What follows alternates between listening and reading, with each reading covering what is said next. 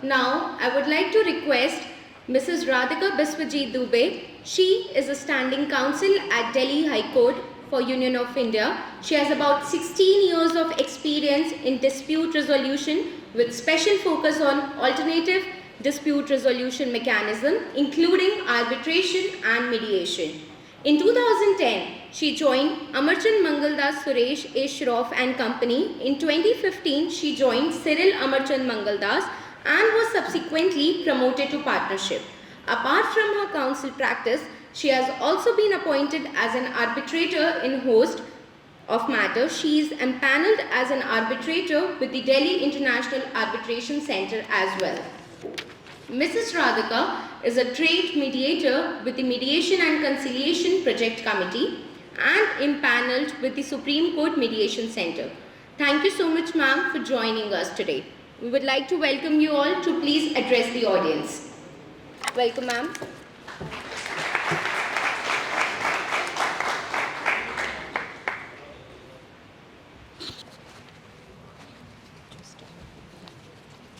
Just adjust. Yeah, I can just put it here.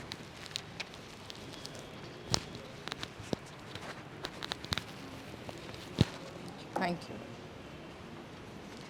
Well, good evening, everyone. I had started with good afternoon, but yeah, it's good evening. I will. Namaskar to everyone. Now, well, you see, when I entered this place, the popularity of Dean ma'am and Anu ma'am was quite visible. So congratulations, I think, to the two of you, to keeping up the spirit alive. So before coming for this event today, I was having a conversation with my daughter. Now everyone's aware she's accompanied me, and I told her that I'm being invited for this event where I have to speak on this given topic. She said, "Mama, some people say that boys can do certain things and those things women can't do, but it's actually not true. Actually, women can do everything that a man can do, but unfortunately, men can't do what women can do. So, this is Vedhi, my daughter. This is my morning conversation with her, ma'am. So she says, naturally, Mama, we are better and we are more equipped. Her response came to me as a pleasant reminder. I frankly felt very proud in my chaotic life where I'm every day sort of trying to struggle and trying to find a balance. When this response actually came, I felt I was doing something right. Frankly, my daughter, as all of you young women I see here, are the future, so the future of our Bharat, But the point is that, our home, our institutions, people around us make us somewhat what we are, This is called conditioning. It starts right from the time when a child is born. As a parent, I can tell you, children learn more from observing and absorbing the environment around more than anything else. It is my immense pleasure and absolute honor to be part of this fantastic event celebrating International Women's Day.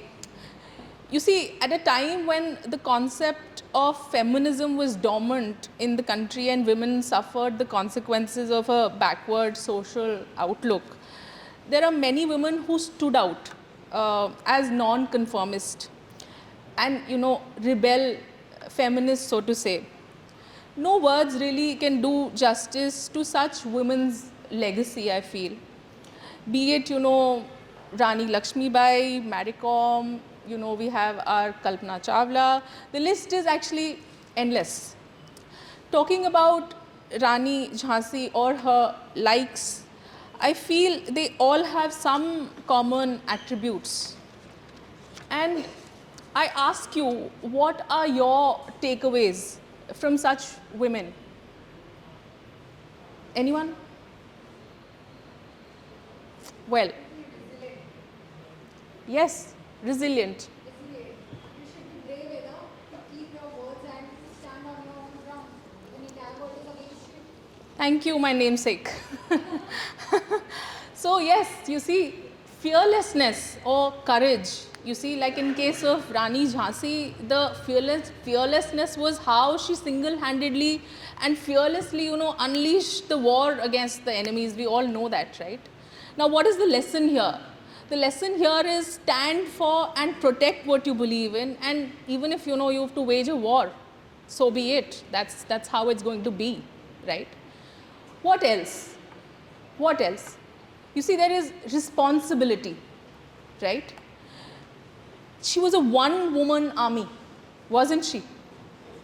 She undertook the responsibility to protect her kingdom from evil.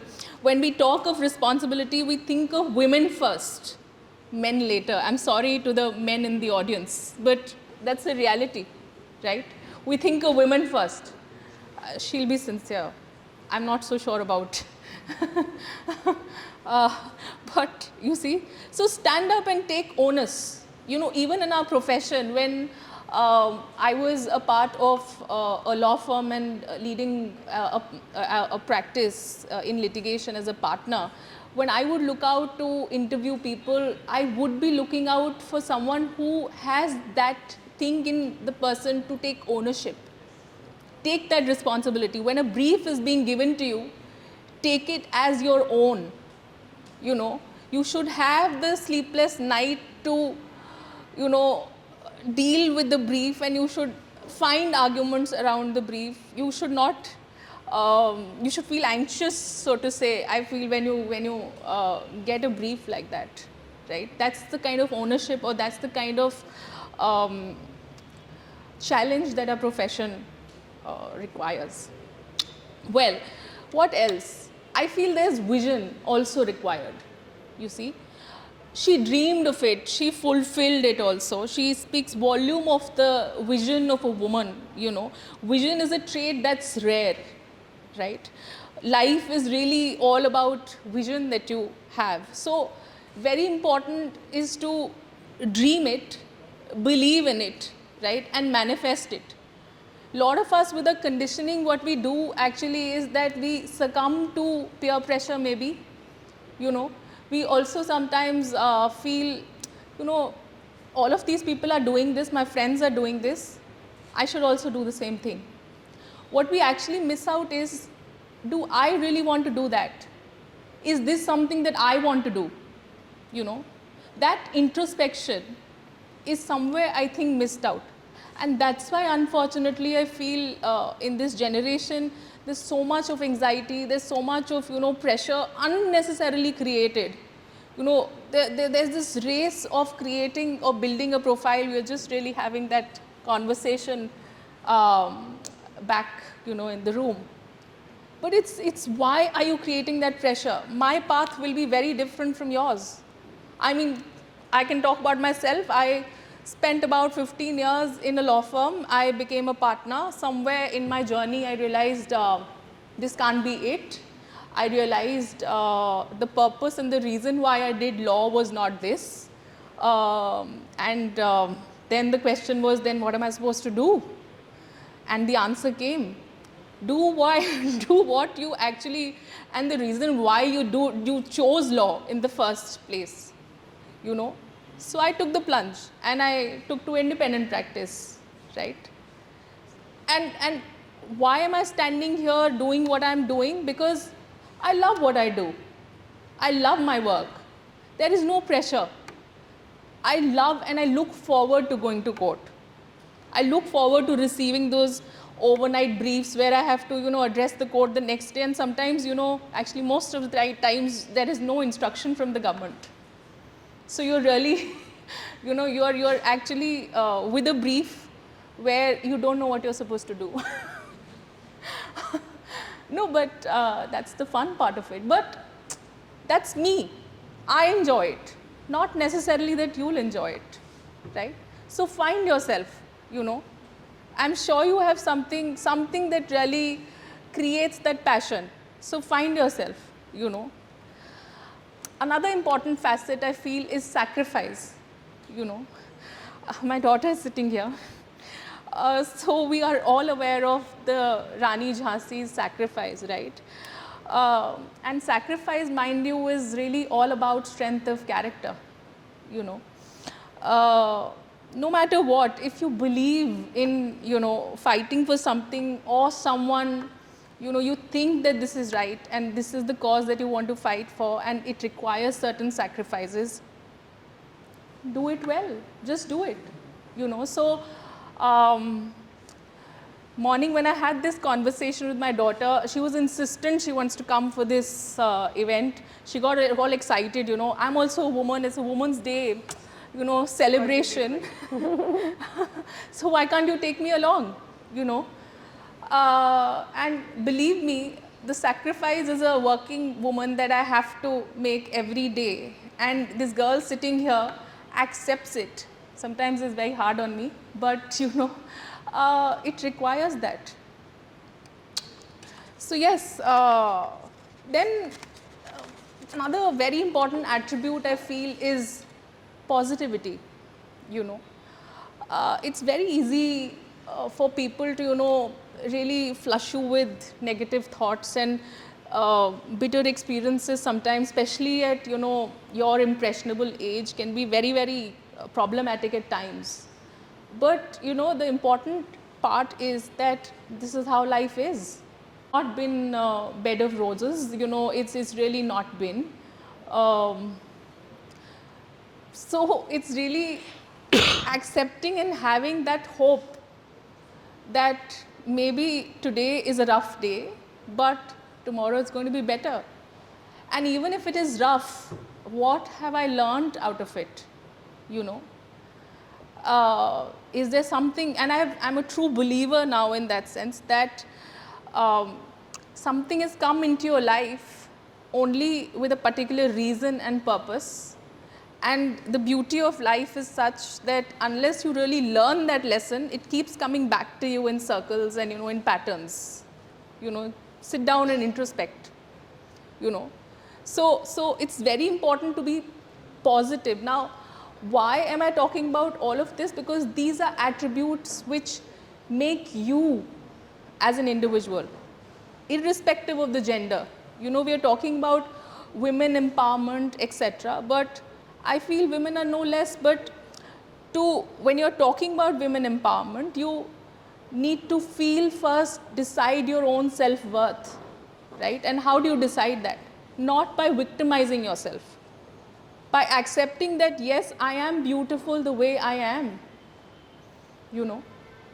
That's the most important part, or be it any other gender, mind you. It's very, very important. Last but not the least, I feel, the never say die spirit, like Radhika mentioned, right? The resilience, it's very important. Every day will not be bright and sunny, but I have to be persistent. With my 15 years of a law firm practice, a lot of people have burnouts. I have seen best of the students, who come with this chip on their shoulder actually become misfits. And why so? Because you're not able to, have a consistency. It is very important, and again, it comes with a number of factors. if you're not enjoying what you're doing, you would not want to come to work, right? It's therefore very important, and the seriousness shouldn't come in phases. It should be consistent, and it can be consistent only if you're determined, you're passionate about what you're doing, right?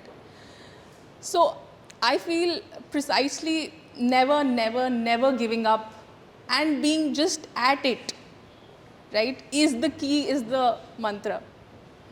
I'm truly happy to be here and be part of this event, which aims at celebrating and recognizing and empowering, the Rani Lakshmi Bais and the other genders in each one of us, howsoever you like to, feel and be, right? I'd like to actually thank the Faculty of Law, Delhi University, for inviting me to be part of this event. I learned about, the goal of Gender Sensitization Committee. I must congratulate all the members for leading the youth and, giving them this direction, which I feel is the need of the hour. It is of utmost importance, I feel, that we build that self-confidence in the people, you're the future, like I said. It's a goal that I, as a woman, truly, wholeheartedly believe in. I must also mention, it is we as, women, mothers, wives, professionals, in our, own respective roles, who need to empower ourselves for our bright future, and no one else, really. But I also must mention that it is not possible without the support of your family, your loved ones. I must say it really takes secured and strong men to do that, really. जब हम साहित्य के माध्यम से करते हैं तो साहित्य मनुष्य के भीतर जो उसकी अंतरात्मा है उसे छूता है, उसे बदलता है। हम सब जानते हैं कि यदि हम कलाओं की बात करें तो साहित्य उसका परिपक्वतम रूप है, और इस नाते साहित्य हमें मौका देता है किसी भी विषय पर, किसी भी मौके पर, किसी भी मुद्दे पर आत्मचिंतन करने का। साहित्य के माध्यम से हम अपने भीतर उतरते हैं, और वहाँ उतरकर जब सेंसिटाइजेशन होता है किसी मुद्दे के प्रति, हम संवेदनशील होना शुरू करते हैं, तो हमें धीरे धीरे महसूस होता है कि हम कैसे बदल गए। क्योंकि साहित्य सिर्फ पुस्तकें नहीं हैं, साहित्य मनुष्यों को पढ़ने का मौका देता है। साहित्य के माध्यम से हम सिर्फ किताबें पढ़ते पढ़ाते नहीं हैं, साहित्य के माध्यम से हम इंसान को पढ़ते हैं, साहित्य के माध्यम से हम स्थितियों को पढ़ते हैं, साहित्य के माध्यम से हम घटनाओं को पढ़ते हैं, और उन स्थितियों और घटनाओं को पढ़ते हुए हम उस परिवेश में जब उतरते हैं तो हमें उस परिवेश में अपने से इतर बहुत कुछ को देखने और समझने का मौका मिलता है। तो साहित्य के नज़रिए से जब हम इस विषय पर बात करेंगे तो ये विषय जुड़ जाता है रचनात्मकता से, मनुष्य के भीतर की क्रिएटिविटी, और किसी विषय के प्रति सेंसिटाइज होते हुए यदि हम क्रिएटिव होते हैं, रचनात्मक होते हैं, तो वो बात हमारे दिल को छूती है। यहाँ सभी जानते हैं, इस बात को फिर से दोहराने की ज़रूरत नहीं है कि हमारी जो बौद्धिक क्षमता है उसमें EQ से ज़्यादा महत्व IQ का है।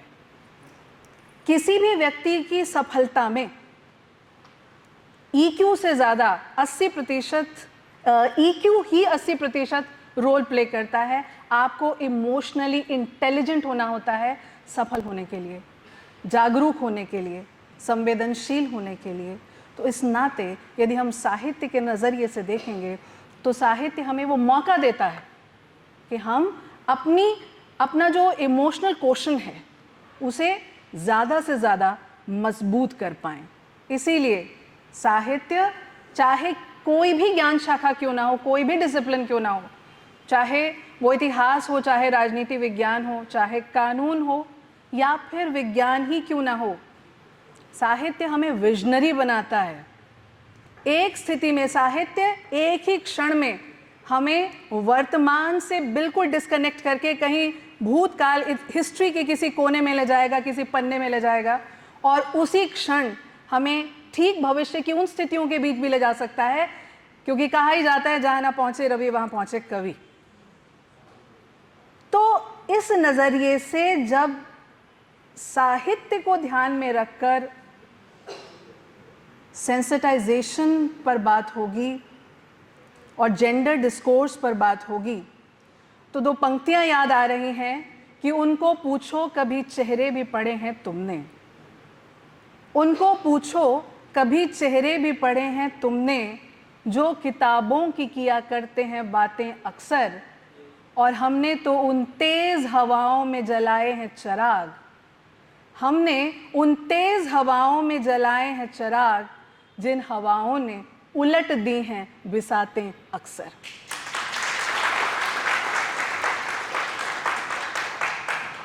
तो साहित्य की जो ये भूमिका है ये बहुत महत्वपूर्ण है। और अब हम जब जेंडर डिस्कोर्स में प्रवेश करेंगे तो ये विषय हमें मौका दे रहा है दोनों ही नजरियों को समानांतर लेकर चलने का। जेंडर पर जब हम बात करेंगे तो ऑपोजिट जेंडर ही ना, हम अपने ऑपोजिट जेंडर को लेकर सेंसिटाइज हों, तो यह बात केवल स्त्रियों की नहीं होनी चाहिए, यह बात पुरुषों की भी होनी चाहिए। और अब तो बात स्त्री और पुरुष के दायरे से बहुत बाहर निकल गई है। अब इस तरह अनेक तरह की जेंडर आइडेंटिटीज़ को लेकर बात होने लगी है। इस पर मैं जो थोड़ा सा देख रही थी तो मेरी नज़र पड़ी, सिर्फ मेल फीमेल जेंडर ही नहीं, transgender, gender neutral, non binary, agender, pangender, तो इस तरीके की अनेक पहचानें, अनेक आइडेंटिटीज़ जिस दौर में उभर रही हों, तो एक दूसरे के प्रति, यह सवाल सिर्फ महिलाओं का नहीं है, एक दूसरे के प्रति संवेदनशील होना। और मेरा यह मानना है कि वो व्यक्ति ही दूसरे के प्रति संवेदनशील हो सकता है जो स्वयं अपने प्रति संवेदनशील हो। संवेदनशीलता की शुरुआत हमसे होती है। क्या हम अपने प्रति संवेदनशील हैं? क्यों? क्योंकि भरा हुआ घड़ा ही दूसरे घड़े को भर सकता है। हम यदि अपने प्रति संवेदनशील हैं, यदि हम अपने प्रति जागरूक हैं, यदि हम अपने प्रति चिंतित भी हैं और अधिकार चेतना से ओतप्रोत हैं, तो हम अपने सामने ऑपोजिट जेंडर को लेकर वही नज़रिया रहेंगे। ये बात पुरुषों पर भी लागू होती है, ये बात महिलाओं पर भी लागू होती है, क्योंकि क्रूरताएं दोनों ही तरफ से हैं। यहाँ रुककर मुझे अनामिका जी की एक कविता पढ़ने का मन कर रहा है। कविता का शीर्षक है सृष्टि, और इससे कई बातें खुलेंगी। सृष्टि की पहली सुबह थी वह, कहा गया मुझसे तो उजियारा है धरती का, कहा गया मुझसे तो उजियारा है धरती का, और छीन लिया गया मेरा सूरज। कहा गया मुझसे तू बुलबुल है इस बाग का, और झपट लिया गया मेरा आकाश। कहा गया मुझसे तू पानी है सृष्टि की आंखों का, और ब्याहा गया मुझे रेत से, सुखा दिया गया मेरा सागर। कहा गया मुझसे तू बिंब है सबसे सुंदर, और तोड़ दिया गया मेरा दर्पण। बाबा कबीर की कविता की माटी की तरह नहीं, पेपर मैशी की लुगदी की तरह मुझे रूंधा गया। किसी किसी तरह मैं उठी, एक प्रतिमा बनी। कोई था जिसने दर्पण की किरचियां उठाईं और रोम रोम में प्रतिमा जड़ दी। ब्रह्मांड ही परिवर्तित था रोम रोम में अब तो। जो सूरज छीन लिया गया था मुझसे, दौड़ता हुआ आ गया वापस और हपस कर मेरे अंग लग गया। आकाश खुद एक पंछी सा मेरे कंधे पर उतर आया। वक्त सा समंदर मेरे पांव पर बिछ गया। धुल गई अब युगों की कीचड़, अब मैं व्यवस्थित थी। अब मैं व्यवस्थित थी, पूरी है कायनात मेरा घर थी अब। अपने 10 हाथों से करने लगी काम, घर के और बाहर के, एक घरेलू दुर्गा। भाले पर झाड़न लपेट लिया मैंने और लगी धूल झाड़ने कायदों की, वायदों की, रस्मों की, मिथकों की। इतिहास की मेज भी झाड़ी। महिषासुर के मैंने काट दिए नाखून। महिषासुर के मैंने काट दिए नाखून, नहलाकर भेज दिया दफ्तर। ये एक नई सृष्टि अब मचल रही थी मेरे भीतर। ये कविता बहुत बहुत सारे संदर्भ उठाती है जेंडर डिस्कोर्स से लेकर। आकांक्षाएं भी हैं यहाँ, सपने भी हैं, लेकिन कई गहरे अवसाद भी हैं। आत्मरेखांकन भी है और अस्मिता के प्रति, जेंडर आइडेंटिटी के प्रति सचेत करने वाली बात भी है। तो इस तरह जब हम 21वीं सदी के पर्सपेक्टिव पर बात करेंगे तो 21वीं सदी का जेंडर को लेकर पर्सपेक्टिव हम अब सेल्फ से लेकर सेल्फी के दौर तक प्रवेश कर गए हैं। सोशल मीडिया पर हर कोई अपना बेस्ट वर्जन दिखना चाहता है और अपना बेस्ट वर्जन दिखने की ये जो होड़ है, ये क्रूरतम स्थितियों तक लेके जाती है।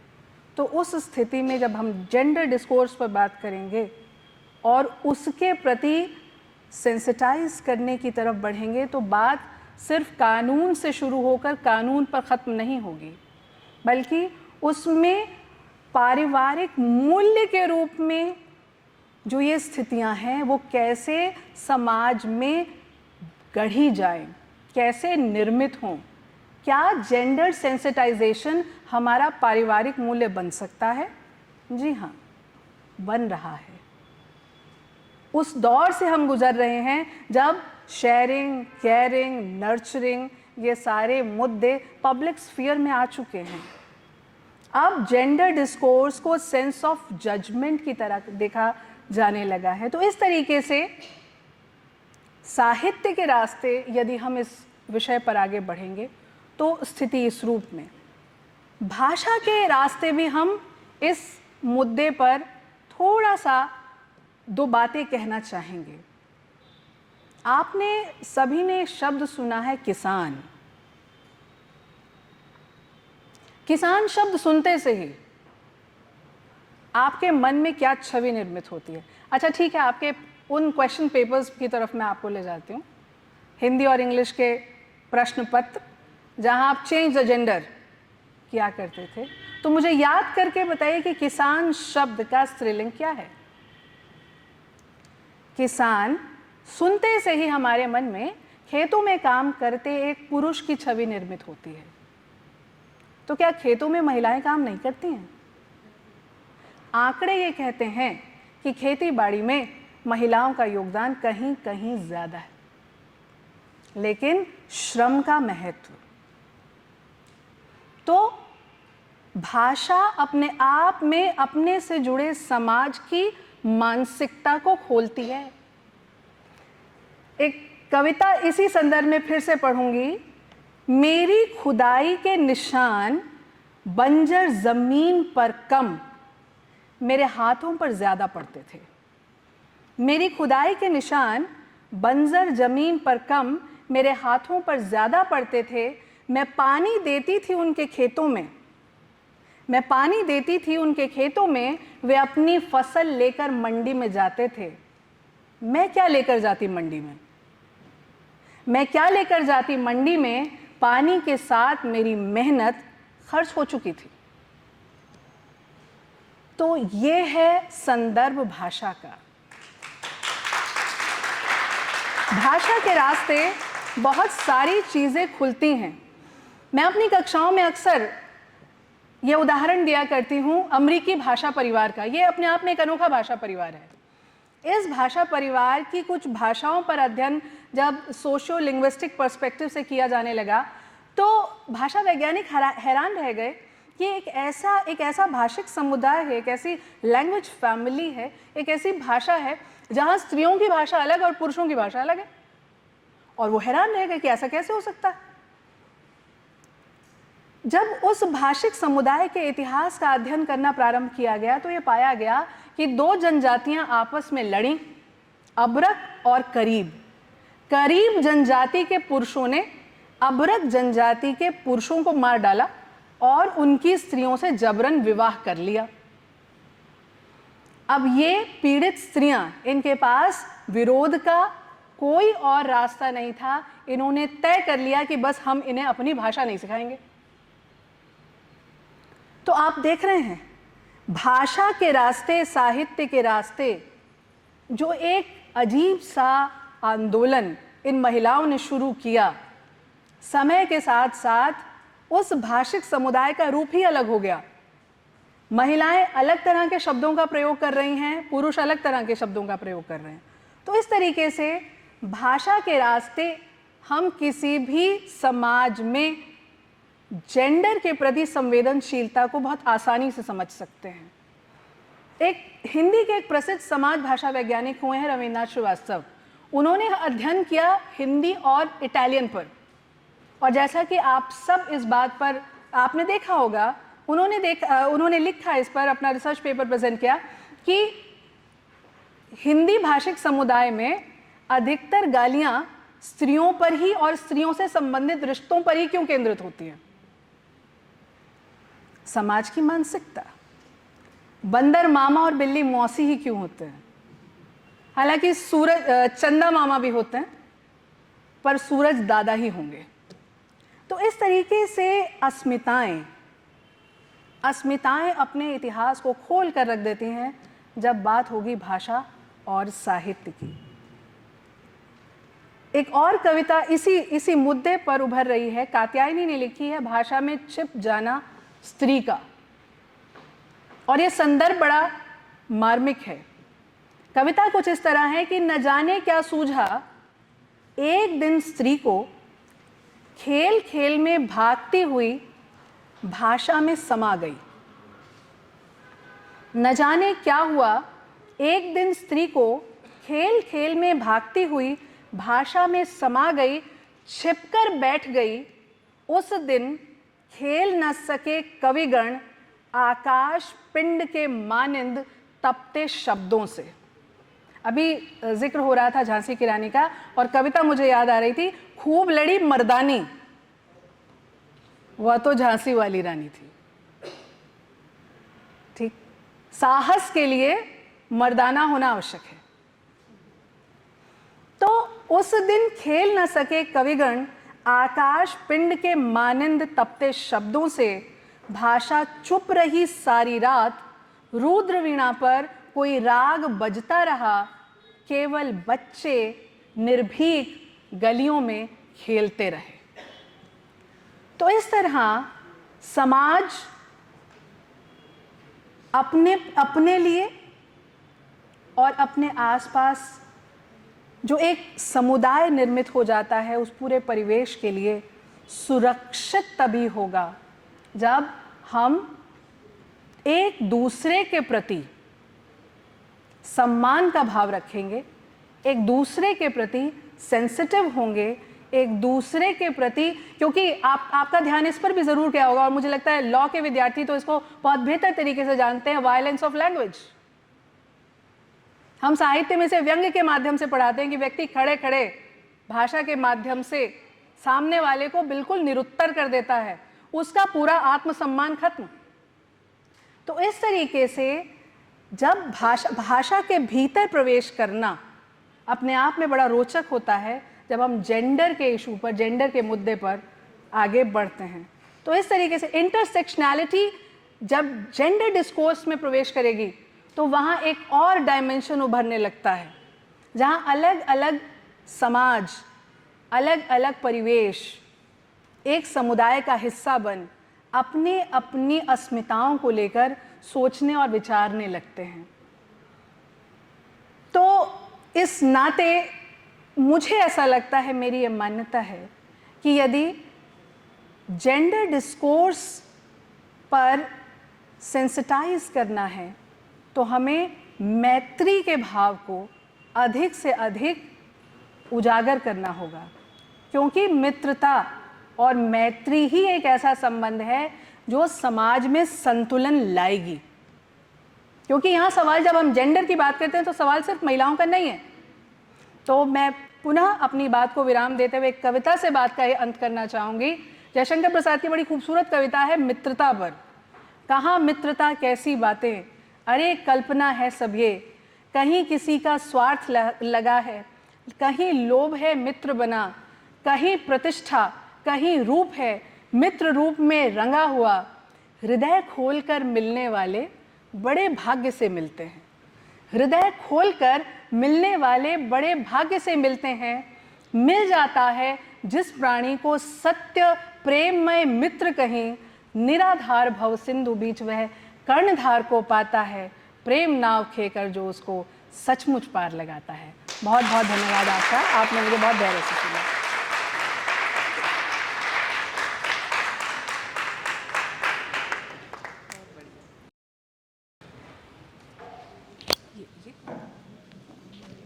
थैंक यू मैम, आपने बहुत ही खूबसूरती से, बहुत सुंदर कविताओं के जरिए साहित्य के नजरिए से जेंडर सेंसिटाइजेशन के बारे में आज हम सबको बताया।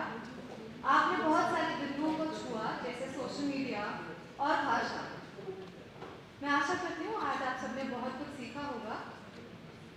Thank you so much ma'am.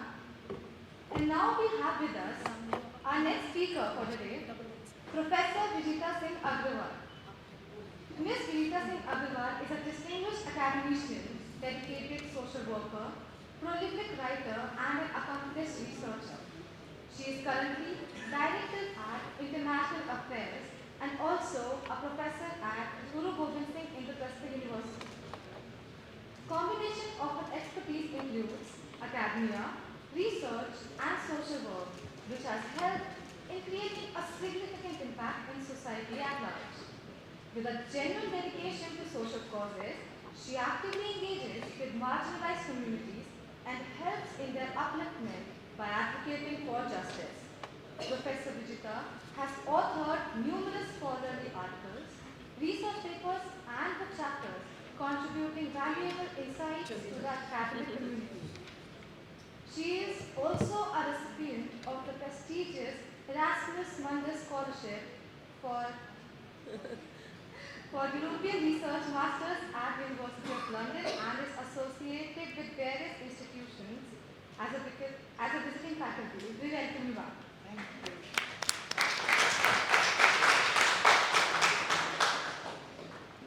सभी को नमस्कार। मैंने अपना ये परिचय ना थोड़ा सा दुखवा इसलिए दिया था क्योंकि आप सब लोग बहुत देर से इंतजार कर रहे हैं और ये लंबे लंबे परिचय। तो मैम अच्छा, यस,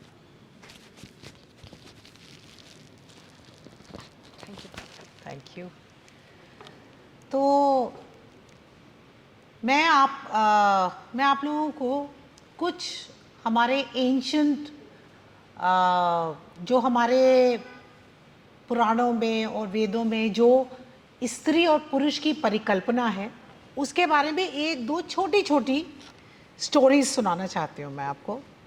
तो हम सभी ने सुना है कि पार्वती से पहले शिव की जो पत्नी थी सती, जो दक्ष की बेटी थी, तो जब वो अपने शिवजी उनको मना करते हैं कि आप दक्ष के यज्ञ में नहीं जा सकती, तो एक कथानक आता है कि वो शिव भगवान को 10 दिशा से कैद कर लेती।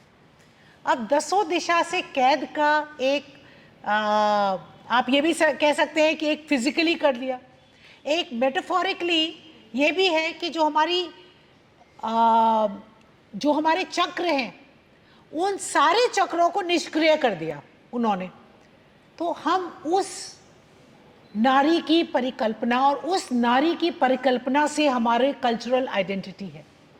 एक और बहुत इंटरेस्टिंग जो मुझे हमेशा लगता है, जेंडर फ्लूइडिटी का। तो जब समुद्र मंथन हो रहा था, तो जब अमृत निकला, तो विष्णु ने मोहिनी रूप धारण करके और वो देवताओं को अमृत बांटना शुरू कर दिया।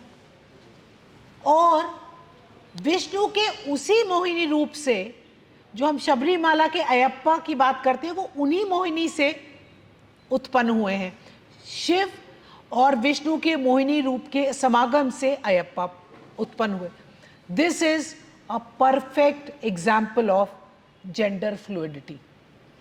एक और आप देखिए, हम थोड़ा सा और आगे आए, भगवान राम को भी जब अपना अश्वमेध यज्ञ करना था तो बिना पत्नी के नहीं हो सकता था। उन्होंने सीता माता की सोने की प्रतिमा रखी, तभी उनका यज्ञ पूरा हुआ। शिखंडी की बात हम सब सुनते हैं। तो मैं आप सबके सामने एक प्रश्न हम सबके सामने आता है कि जब हमारे इतनी उच्च हमने नारी को जगह दी थी, तो ये इस तरह का कैसे हो गया कि नारी प्रताड़ित हो गई? हुई भी, मैं ये नहीं मना नहीं कर रही हूँ, दबाई जाने लगी। तो कई बार मुझे ऐसा लगता है कि ये जैसे जैसे हमारे वेस्टर्न इन्फ्लुएंसेस आते गए, हम थोड़ा थोड़ा पीछे होते गए। नारियों की बात कर रही हूँ। और एक समय ऐसा आया कि हम बिल्कुल ही घर में बंद हो गए। जब हम जेंडर सेंसिटाइजेशन की बात करते हैं, जैसे मैम ने बोला, ये जेंडर सेंसिटाइजेशन स्त्रियों से ज़्यादा पुरुषों का विषय है। अगर पुरुष जेंडर सेंसिटाइज हों तो स्त्रियों को किसी इस तरह के प्लेटफॉर्म्स की ज़रूरत ही नहीं है। आपको बहुत, मैं वर्किंग हूँ और पिछले 30-35 साल से वर्क कर रही हूँ। There have so many times in my work life that I have faced gender discrimination because I was a women, and this gender discrimination came from men. आप एक बात समझिए, एक मैं आपको हार्वर्ड लॉ स्कूल में एक स्टडी हुई थी। हार्वर्ड लॉ स्कूल की बात कर रहे हैं, जो कि ग्लोबली नंबर 1 आता है। तो वहाँ पर